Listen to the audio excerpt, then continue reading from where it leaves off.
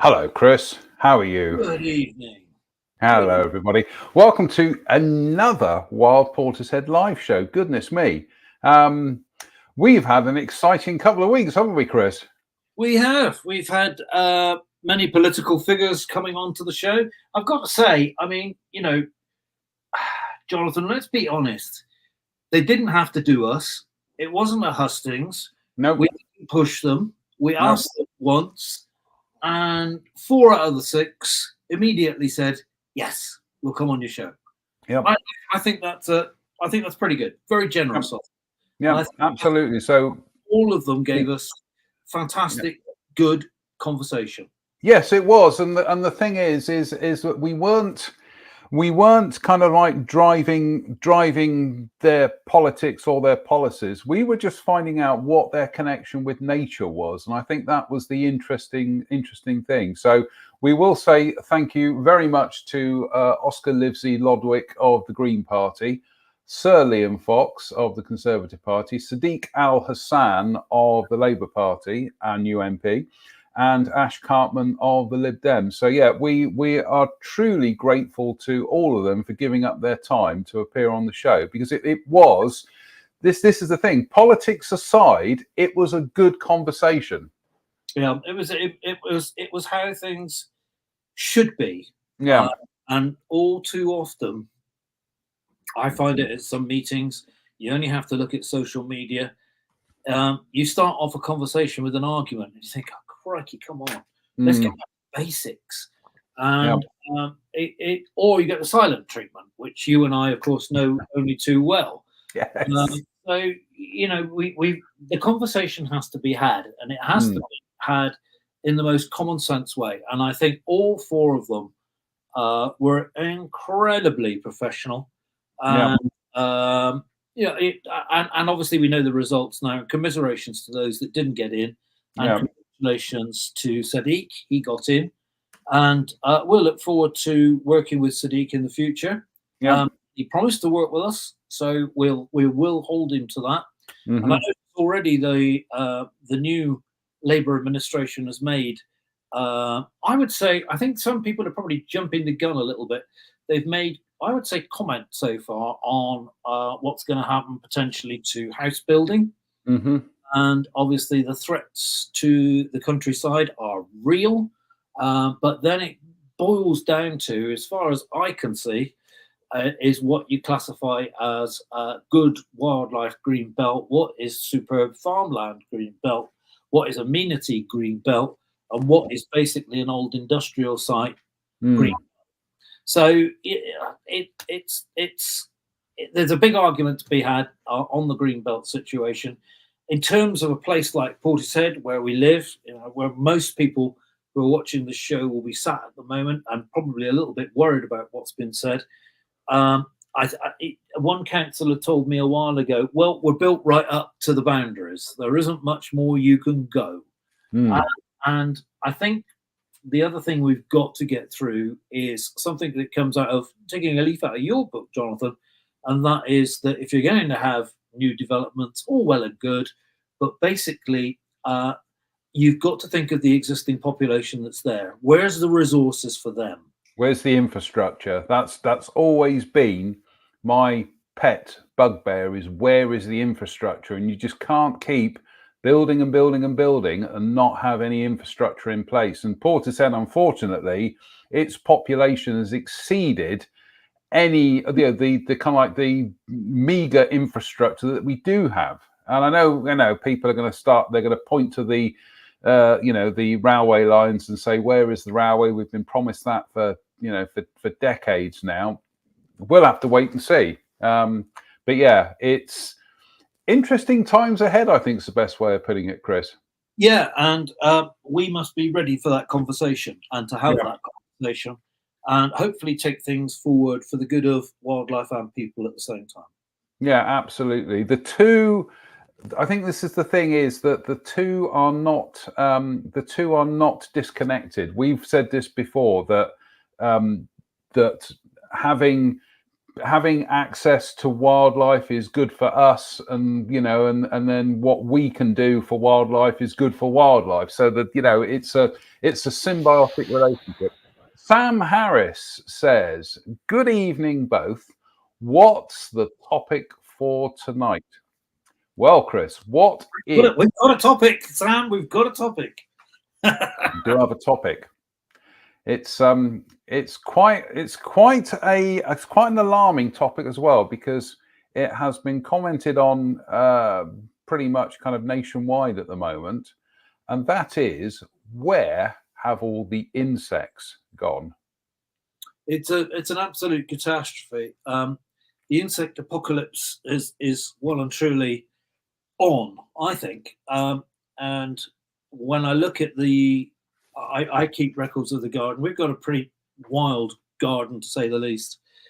We've got many plants which should be attracting pollinators, and they aren't there, folks. They're not there. And I give a classic example. And I think, Jonathan, we'd probably like to ask the viewers if they've got Budley in their garden to go and check it, because I check mine every day. And I've got one major bush which has been in flower now for just about 14 days. And I've got another one due to come into flower, I would say, in the next week. So the early one is gradually now turning to seed. And I check it every day for bees and butterflies. And I can honestly say there hasn't been anything.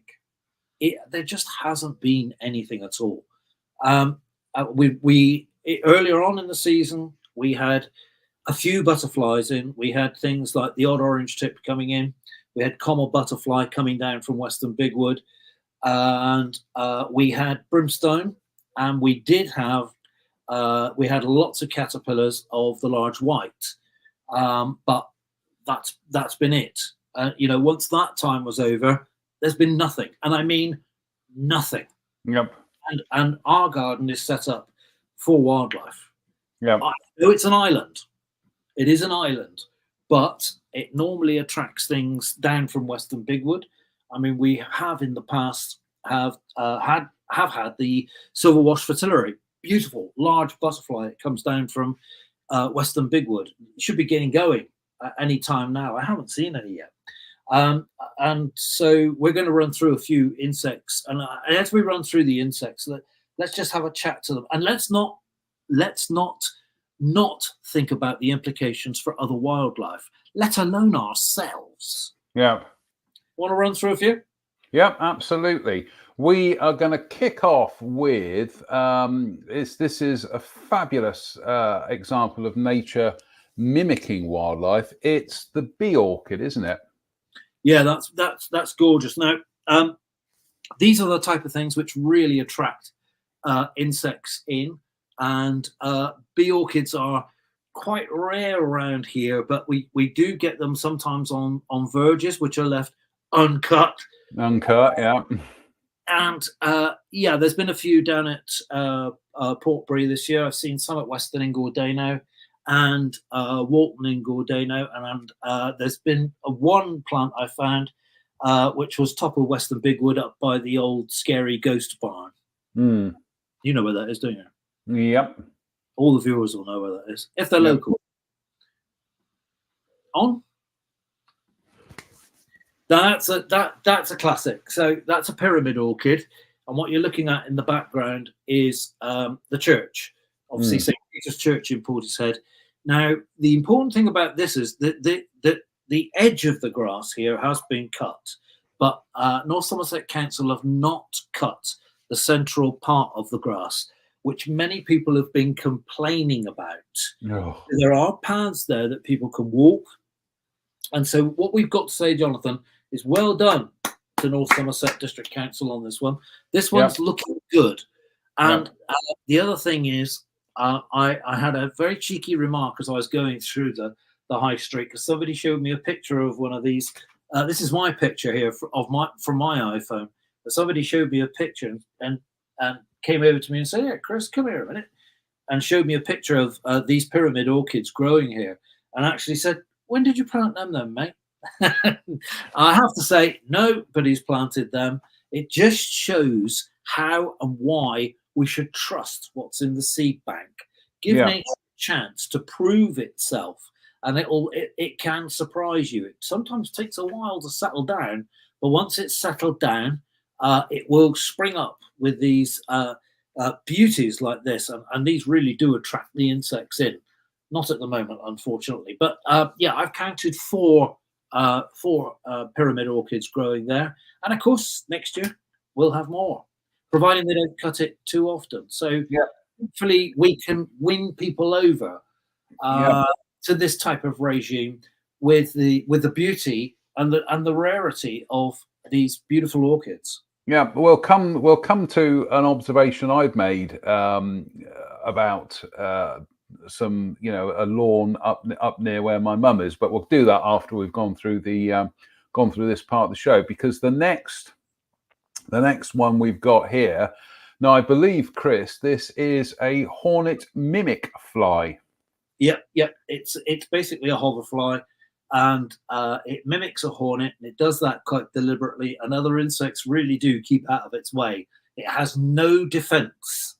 It can't bite you. It can't sting you. It can't do anything. So the only thing it can do is dress up like a formidable predator with a formidable sting, like a hornet.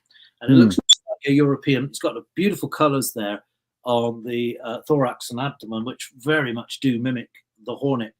And normally I see quite a few of these in the garden. They're just not available this year.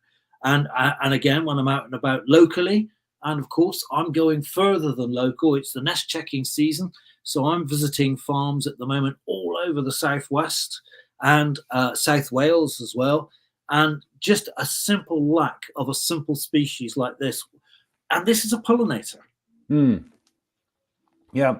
Got a comment here from Sam Harris, who makes a very good point. He says, my windscreen is always clear. I can remember having to use the wipers to get them off all the time, but don't anymore. And I can certainly remember that with my dad's car, because my dad was was a sales rep, and he was always out and about, and yeah, he was always having to clean his windscreen of bugs. You just don't do that these days. And having to stop and clean a windscreen because it's too much for the blades. I can remember that. I can remember to do that. Probably more north of here, but yeah, the things like that. They're not happening. They're not happening now. It's like the grill on my dad's old Ford Sierra. Always was caked in insects. Yeah. Not like that anymore. This I do believe. This, we've just seen a hornet mimic fly. This, however, is the real deal. This is a honeybee. Yes, correct. It's a honeybee from my garden, and it's been a real catastrophe for them. And of course, when I'm going around the farms doing the nest checking, I'm talking to farmers, and a lot of the farmers have got their own hives, and if they're not running the hives themselves, they've got people coming in from bee societies running them. And I had a really, really interesting chat last Friday in Cheddar to a beekeeper down there on a farm. And he was basically saying that this is going to go down in history as the worst honey production ever. And in fact, he said it is so bad they've got to leave the honey in there to keep the bees alive. How about that? And he said, and many of his colleagues are talking about colony wipeout simply because they can't keep them going. They just can't keep going. So again, normally in my own garden, so I always reference back to something like my own garden, which is basically an urban garden. We'll normally get a lot of these in, particularly when the goat willow comes into flower. So that's early spring. And normally the goat willow absolutely hums with them. You can stand next to the goat willow tree and just, if there's no wind blowing, you'll just hear a constant hum coming off of that tree. That never happened this year. And we did see honeybees, but ones and twos. Funny you say that, because this is my kind of this is my lovely little spot I have on my patio. Yeah. This year I've supplemented it with 2 pots of sweet peas, just out of camera there, but just to the bottom right, that's a huge sage bush, which has been absolutely full of flowers. Most times I will sit out on the patio. It'll be a nice sunny day. I'll be trying to read a magazine, and all I can hear is just the buzz of bees in and out of the sage, and especially round by the flowers everywhere. This little corner, bees galore. Been sat out there recently, virtually not a thing. And you know, it's alarming for me because I am so used to being out there and just having that constant buzz of bees and reaching over and grabbing the camera and see if I can get a picture of them. Nothing, absolutely nothing. And if without wishing to sound like Michael Caine in that terrible film The Swarm, but if we lose the bees, we're in trouble. Oh, we're in big trouble. Yeah. Yeah. I mean, it's how much you can get for an hour from somebody pollinating plants. And I know in some places in the world, the situation is so bad, they've got to hire people in to go around pollinating. Yeah, with little brushes and things. Yeah, and that's absolutely desperate. You know, nature provides this for nothing, but we haven't looked after nature. And nature's trying to bite us on the bottom, so to speak. And so you want to carry on with the pictures? Yeah, we're losing you there for a second, Chris, but we've lost you. Yeah, your signal's breaking up. Common blue butterfly. Yeah, common blue butterfly. Again, normally get quite a few around the area. One of my favourite places for looking for them is Western Common and the approaches to Western Bigwood from northwestern side. And yeah, I've seen one. I've seen one so far. Normally, they're easy to photograph. And yeah, very, very few and far between. Again, another classic example. What a beautiful butterfly, though. I went for a walk on the strawberry line today, and I think me and my friend Toby, we both remarked that we only saw one butterfly, and that was a spotted brown, and that was it. Speckled wood.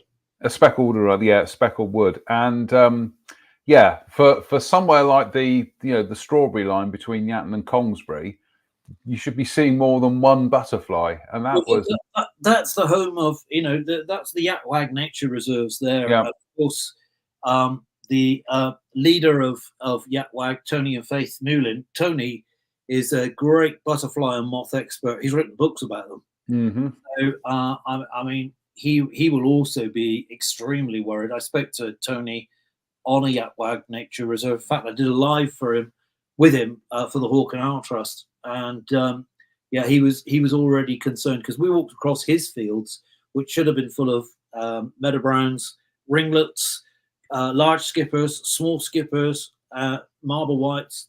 There's hardly anything. Hardly anything. Talking of which. Yes.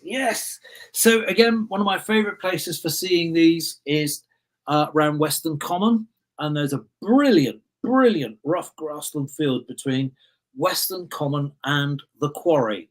And if you get yourself there, hopefully you'll see some.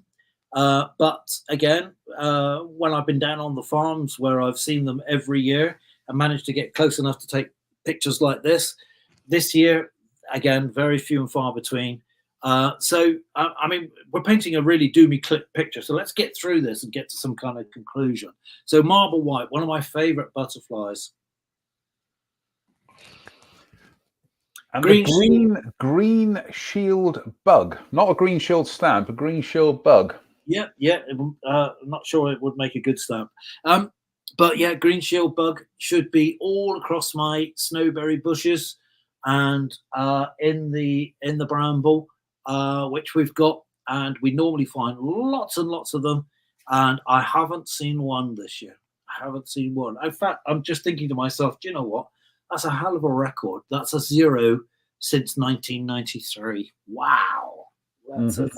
So not saying there's none of these things everywhere. It's just that if you take a small experimental area, you can see what's going, and then you basically replicate that across the countryside. And you say, hey, Houston, we've got a problem. We got some comments here, Chris. Rosie Diamond says, "We've had common blues in our garden, but nothing like as many as usual." Yep. And we've got a comment here from Dave White. Dave is a ridiculously talented photographer, by the way. You see his photographs on Facebook. He's absolutely brilliant. But you just cut in and say, look, sorry, Dave, all mine are iPhone. Okay, so I apologize in advance, mate. Dave says, not seen any common blues at all, and yet they are such lovely ones to photograph. Yeah, like I say, today, we saw one butterfly on a wildlife walk, a wildlife rich walk like Yatton to Congsbury. We should be seeing more than one butterfly. No, one. Yeah. And yeah, that's quite grim. We've got another fly here. This, I do declare, is a St. Mark's fly, or Bibio marci. Yep, that's correct. Well done. You'll really get the hang of this. I am. Yeah, it's amazing what Wikipedia can do for your knowledge. But anyway, yeah, this is St. Mark's fly, associated very much with hawthorns, and it's also sometimes called the May fly. So what basically it should be doing is coming out and swarming around the May period of time. Really, really, really important for those migratory birds that are coming up from sub-Saharan Africa or a little bit further north, coming up to us to spend the summer. And they just haven't been there. They weren't there in any number when they should have been. That's been declining for a few years, I have to say. But we used to just literally walk through clouds of them. And you would quite often, if the swallows and the martins had just come in, they would quite often dive bomb through and almost miss you trying to catch these things. But also a very important food source for local birds who are probably at that time rearing their own young. So in desperate need of protein. And again, it wasn't available to them. Well, Dave makes the comment. He says, no evidence, but it feels like small birds are less active, fewer young, not so many insects to eat. Bang on the nail. Yep. I mean, basically, again, referencing my own garden, but blackbirds have had their worst breeding season, I would say, since 1993. Blue tits and great tits, exactly the same. So they completely failed. So what we didn't get, the blue tits actually got their young to about half grown, and then the brood collapsed. So basically what that means in English is that we just went out and noticed there was no activity, lifted up the lid, they're all dead. And they're all dead for one reason. They weren't getting enough food and the parents had given up the ghost. So it wouldn't be a question of us sticking out bird food for them, because that might keep the adults going, but it won't help the young, because these birds aren't stupid. They won't give the food that we provide to their young. What they want is pure protein. They get that, once again, from insects. They need the insects in order to grow. They weren't available to them at the right time. So what we've seen then is either, and I'm seeing this now with barn owls when I'm out checking nests, and this has nothing to do with insects. So this is something else going on. So basically what we're starting off with is broods of barn owls in nests of starting off the season with about 4 or 5 young. When it comes to fledging, they've whittled down the brood size to about 1, 2, maybe 3 if you're lucky. So, and that's a complete disaster, because they're not replacing themselves, the parents.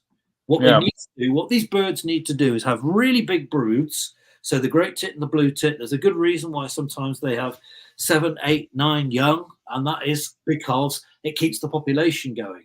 They've got enough there to replace the parents, which probably won't make it through the winter because A, they're really tired, or B, they're probably already old. And so they won't make it through the winter, and the young ones will do, but the young ones should do in a much higher number. And that way the population either remains stable or goes up. Anything else means the population crashes. And I think a simple prediction from this is going to be that what we're going to see is a dramatic effect on the small bird population. You're going to hate me, Chris, because surprisingly this year, I've actually had a good crop of blue tits. In fact, here is a family outing here with I think it's either a great tit or a coal tit. I can't tell from this angle, but yeah, we've got 1, 2, 3, 4. We've got 2 adults there and look like three youngsters. I think there's been about 4 youngsters on the feeders at one time. Right. But they've actually kind of brooded and fledged now. But yeah, on Jonathan, wait, did they fledge in your garden? I'm not entirely sure. Because what that looks to me like is a gathering. Right. Basically, what a lot of these birds will do is once they've fledged, you'll see it with long-tailed tits as well. Yeah. So they'll all group together, and they'll come. No, so I'm going to say this. I've watched these. This is definitely the blue tits are definitely a family group, because I've seen the parents feeding the individual chicks, the individual youngsters. Right. So yeah, it definitely is a family group.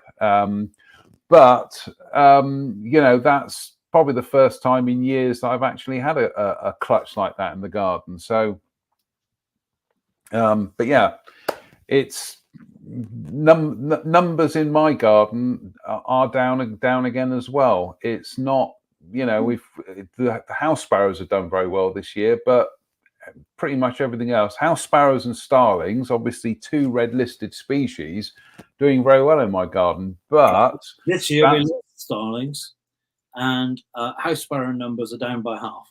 Yeah, but that's because they're being, I'm feeding them. If I left it to them to find their own way, I don't think they'd make it, Chris. Quite frankly. We have another butterfly here, beautiful one. It's a scarlet tiger. It's a tiger moth. So yeah. So and this one's associated with green arcanet, which I've got growing in the garden, and we normally see them, but we haven't seen any so far.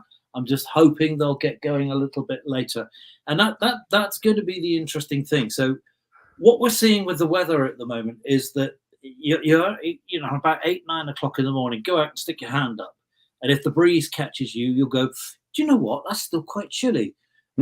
So the background is still quite cold, and we got a run of this wet weather at the moment, and hopefully we'll get a few days of dry now, and so that's been tremendous pressure on the insects without a shadow of a doubt. And if you think about it, this kind of cold background has been running right the way from the end of winter right the way through to now. So and I know a lot of it is to do with the jet stream. The jet stream's lying far too far south, and it's going higgledy-piggledy all over the place. It's been affecting. It was affecting France at the wrong time as well. When the swifts were coming up, they got into real trouble because they hit the cold air over central France. My friends are telling me about all the swifts that were downing themselves, basically running out of food because there were no insects there. So the weather's playing a very important role here. But what we've probably already got is a suppressed insect population in any case. Because in terms of the habitats that they need to be in or on, those had been much reduced. Now, I think things from a human perspective are changing. You saw, for example, the picture we showed in Portishead of the pyramid orchids in rough grassland. That's the type of thing we need to get the bulk insects going again. And it's only going to happen with places like this. And I've seen it in the past on, for instance, where we get a farmer to leave a rough grassland edge. It really does work for insects. Not at the moment, not this year, but basically if they've got somewhere to come back to and somewhere to build up. And basically what I'm saying in English is I don't think it's the end of the world, I think what we do need is to build resilience in, so that when these things do start increasing in number, they've got somewhere to increase to. Mm. If they've got nowhere, then they're just going to go back down again. So, Mm. and we really do need to help them. Even things like, I mean, come on, think about it logically. When you and I were young, we would perhaps go for a walk around Western Bigwood and be followed by a cloud of houseflies. Doesn't happen now. And some people will say, well, thank goodness for that. But actually, think about who's breaking down the rotten material. If Mm. they're not there, what diseases are getting going because the housefly numbers are so low in number? You know, these are nature's great clearer uppers, and they need to be the rubbish clearers in really good numbers. And if they're not available, and if they do get out of hand, then there are birds which will take them out. I was just going to say, nature finds a way of balancing. I sound like Richard Attenborough from Jurassic Park, but nature finds a way. Nature will balance everything out again. So we Absolutely. yeah, we just And I don't think we should be relying on nature reserves to do everything. You know, no. I saw a post from somebody who was not in Portishead, but in another town, who was objecting to the fact that their council, not here, somewhere else, their council had left verges and were managing a park in a slightly different way, or the edges of the park in a different way. And Mm. I basically said, wildlife's, I had the same comment once here at the house. Wildlife doesn't live here, it lives out there. And we've got to get out of that mentality. We've got to find a way to coexist with it, because if it goes through a complete collapse, we are a part of it. This We this collapse as well.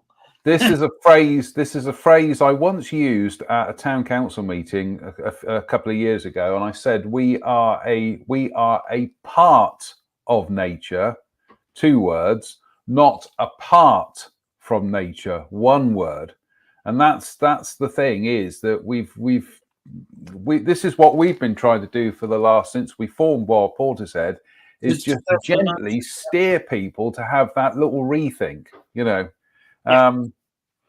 We have another fabulous insect here from your collection of photographs here. A dark-edged bee fly. Yes, and once again, I'm going on the fact of how easy it is to take pictures of them, even with an iPhone. So this is an iPhone picture again, and basically they should be easy, but this year I didn't get any. So this is one from a few years ago.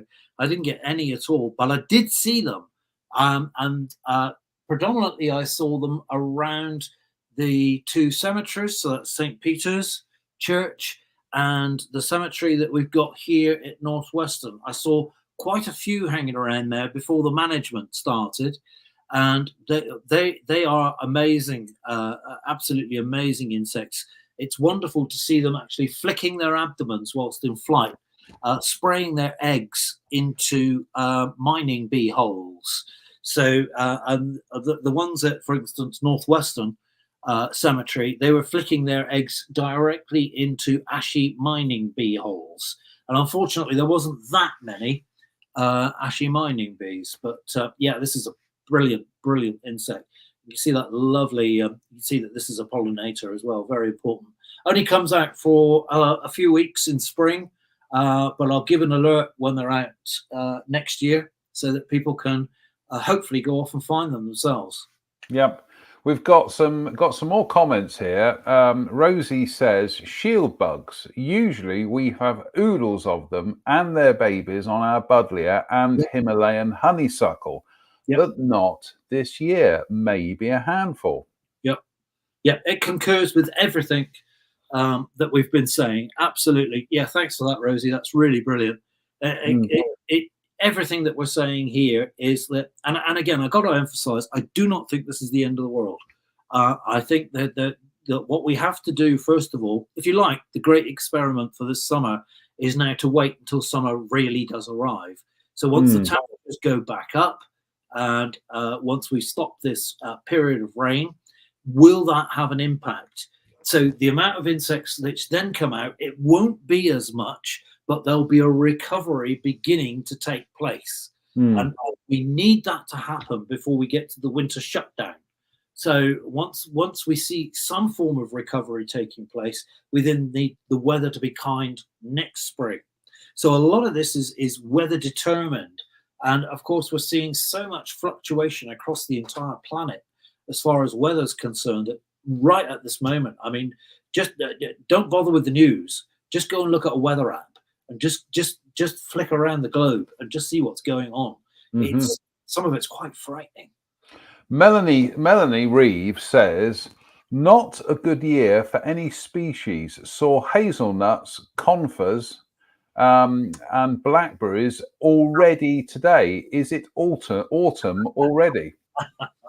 Yeah, I think hazelnuts can be early, and I certainly know that even before they're ripe, things like grey squirrels can tuck into them, and I think that's one of the big differences between the grey and the red squirrel. The red squirrel can only eat them when they're ripe, and the grey can tuck into them when they're not ripe. So, if we're going to think about having red squirrels in the future, then obviously, the grey is a major problem as a food competition, but also with disease issues as well. In terms of blackberries, again, they seem to be all over the place, don't they, Melanie? I found some in flower the other day on one bush, some in flower, some green berries, some red berries, and a couple of blackberries. So it's all over the place. And again, that's the weather playing tricks. Well, it's funny you say about the actual blackberries out there, because one of the things that Toby pointed out to me today, as we were doing the strawberry line, I'm just seeing if I've actually got the photograph. No, I didn't save the photo. I didn't put it up on. Oh, yes, I did. Here it is. As we were walking along, he said to me, have a look at that. So I'm just trying to queue up the photograph here. And lo and behold, right by the path was a ripe blackberry. Yep. Yeah. Absolutely beautiful. Look at And what's this today? July the 9th? Yeah. That's massively early, Chris. But the thing I'll task everybody to do is that in September, when all the blackberries are out properly, hopefully there will be a lot out then, end of August, beginning of September. What I'll task you all to do is find out how much is actually being eaten by wildlife. Yep.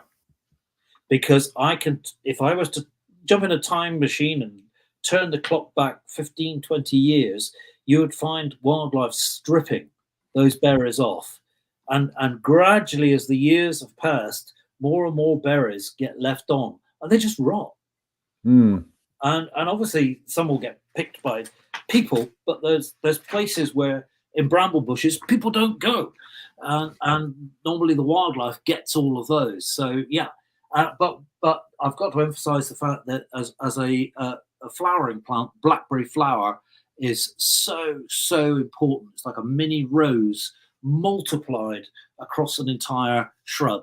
It's absolutely incredible. And if you're planting blackberry in your garden, a lot of wildlife groups are saying plant blackberry, and people are choosing the thornless ones. If you want birds nesting in there, go for the thorned ones. Dave makes a very good point here. He says, any evidence that farm spraying is causing issues for insects? I'm sure it must be, because it's been talked about a lot in the past. As to at the moment, but there again, Dave, as the past, is the past now part of the problem with the present? Yeah, it's catching up with us. Yeah, so basically we've had decline. Then you bring the weather effect in, and you have drop off, and so it's kind of like multitude of effects all happening and then coming together in one, and then we see that complete drop down. I'm not going to say collapse, because the proof of the pudding will be in the next few weeks, and I'm sure because the children are going to be off through August, I'm sure it's going to be a Scorchio type August. If it's not, we're all done for. So and we'll see some kind of recovery taking place. And it's how then we get that recovery to be sustainable for the future. Yeah. The French government take this very seriously with pesticides. And one of the things that they did, I've said this on the show before now, I was over in France at the time that the ban came in. But basically, if you are not allowed to use any pesticides in your own garden, they're removed from shops. Drastic, I think, because I think there's another way of doing it. The way the French do it, it was instant. But there's another way of doing it, and I think that's through the type of thing that you and I do, Jonathan, and that is just talk to people, and we'll get people to change their ways. But in terms of the farming practice, then of course the French government said to the farmers, you have to reduce the pesticide. And at the time, France was going through a complete insect apocalypse. I'm not sure where they are now with it, but you know, did France go through what we're currently heading for? This is the thing. This is, you know, this is the. They seem to be blaming it. They seem to be blaming it on pesticides more than anything else. Yeah. But yeah, I mean, France definitely went through this hiccup with the jet stream that we've been through. I'm not sure what it's like now. I don't know what temperatures are like in France. Have we got any French viewers? I'm not sure what the temperature is like now in central France. Somebody have a quick look. Somebody who's watching. I'm just doing that. Just Google it and see. Temperature, central France. So do Provence. Do Provence. Temperature, Provence. All right. Temperature, Provence. Temperature, Provence. You might have to convert. Here we go. Today it has been 25 degrees Celsius. So they're recovering. Yeah, yeah. So that's getting warmer down there. But I mean, when I was in Provence a few years ago, it was between 30 and 35. One day we had a 40, and at night time it wasn't coming below 20. Yeah, next week it's due to punch through into 32, around about 32 degrees centigrade next week. So that's what I would expect. That's what I would expect. Yeah. Yeah. So yeah, it's definitely been through the same kind of weather that we've been through. So really need this jet stream to sort itself out. Well, we'll come to this at the end of the program because of, again, conversation I had with my old school friend Toby today, because he has an allotment, and we'll come to that, I think I said, at the end of the show. Another insect, and the delightfully named cockchafer. Yes. So we always have them in the garden, and this year is the first year since 1993. So as far as my garden's concerned, that's since records began. Yeah. And this is the first year we've had none. So that was quite a downer for me, because, you know, we always look forward to finding them. Kids love finding them. And we've had no rose chafers either, and no common chafers. So we can normally get the three of them, and we've had none at all. I'm sure they've been around in other places, and hopefully somebody will communicate with us and say they've had them.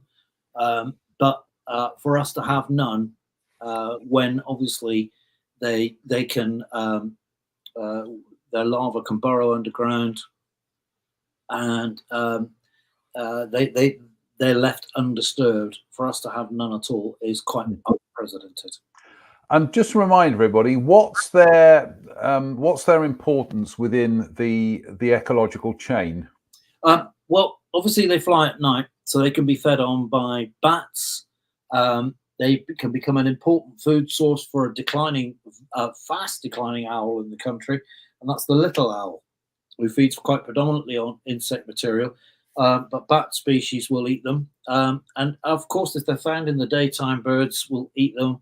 Reptiles will eat them, and they're a very, very important food source. Again, pure protein.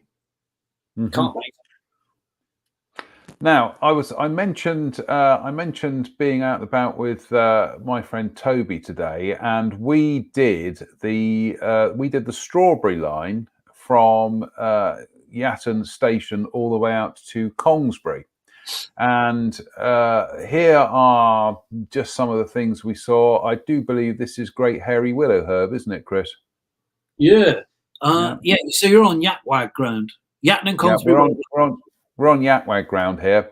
Blackberry's out. I think we showed that picture just now, but blackberry's out and about.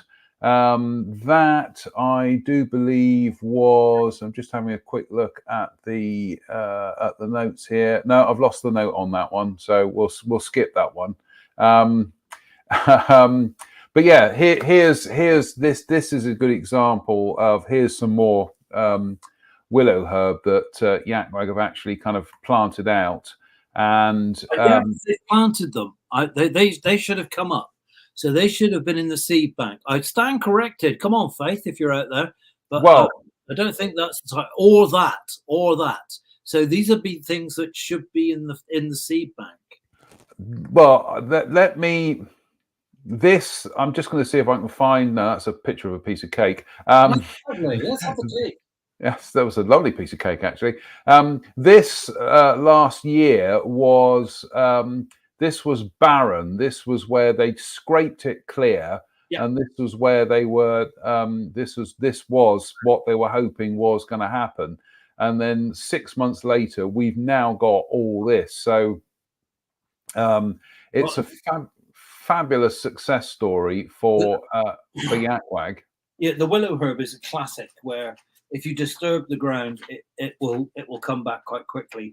We've got it here, and we deliberately disturbed an area outside my 2020 lockdown pub.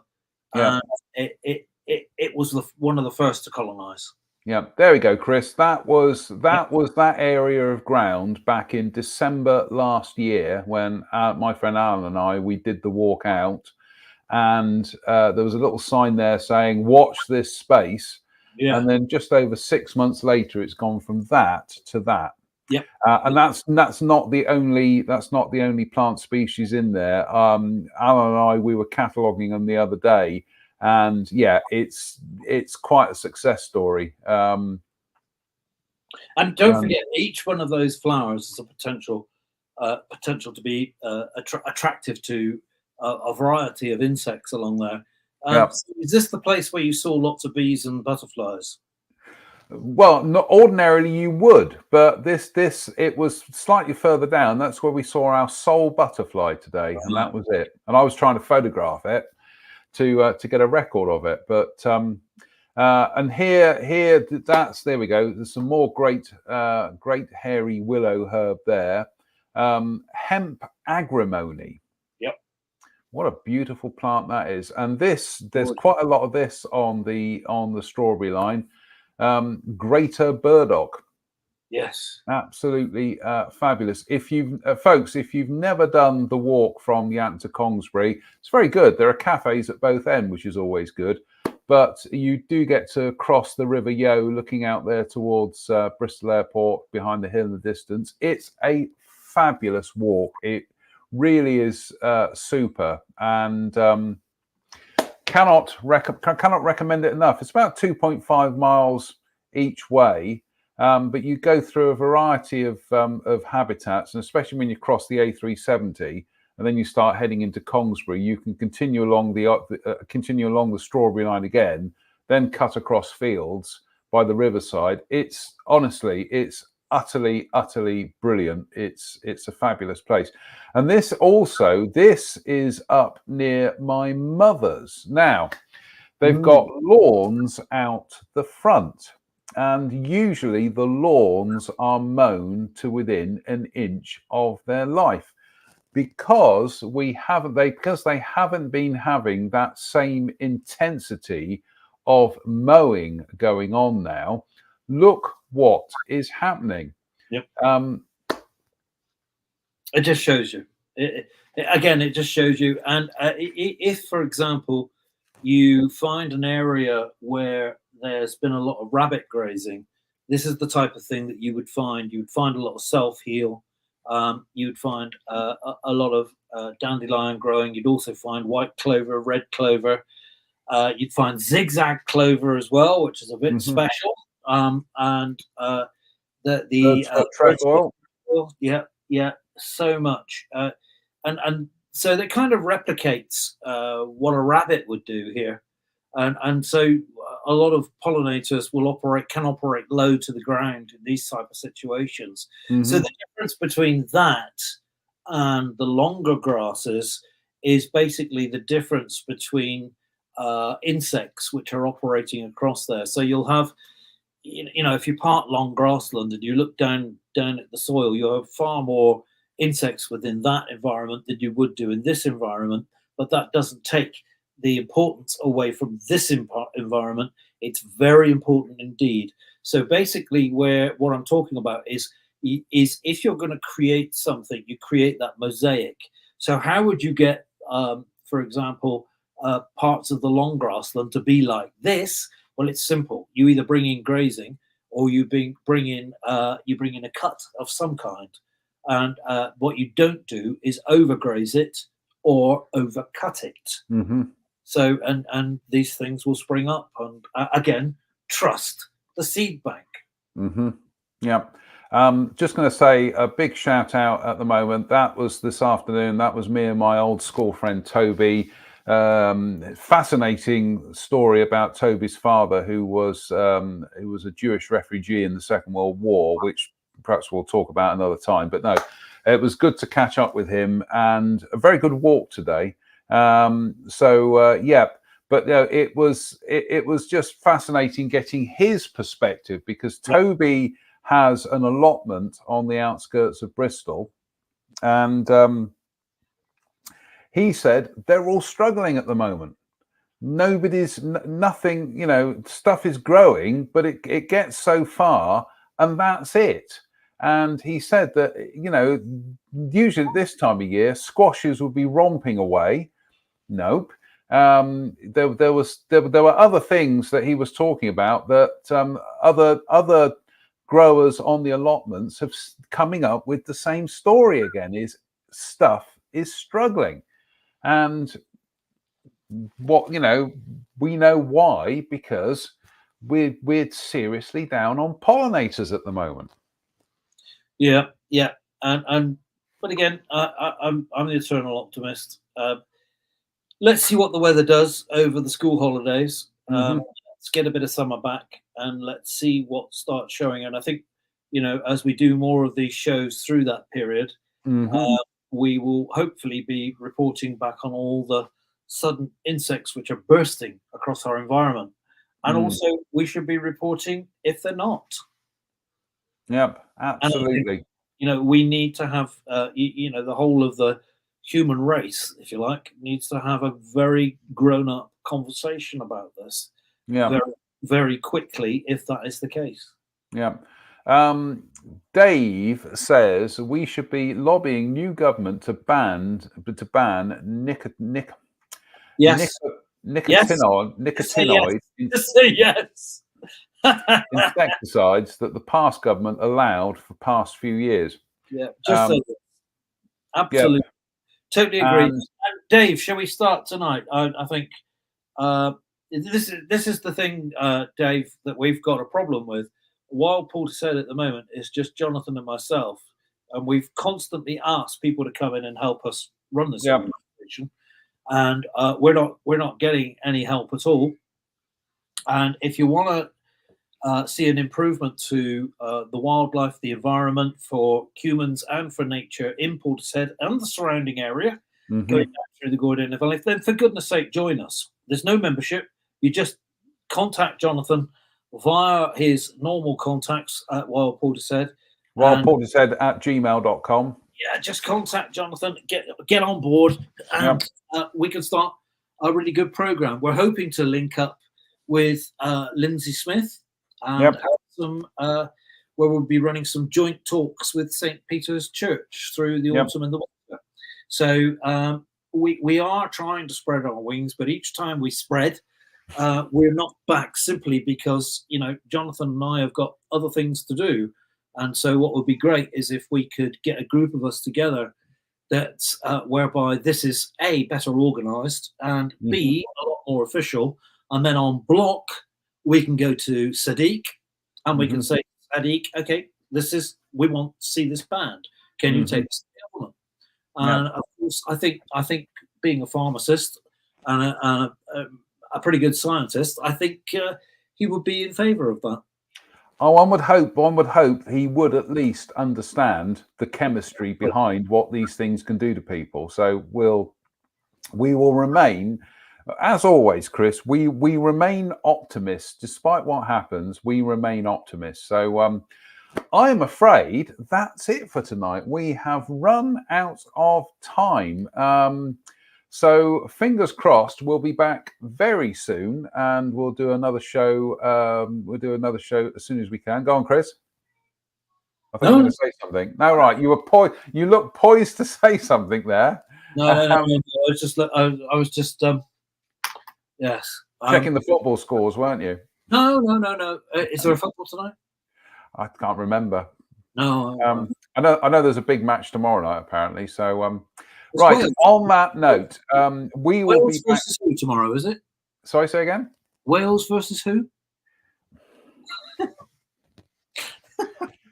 You're being provocative now.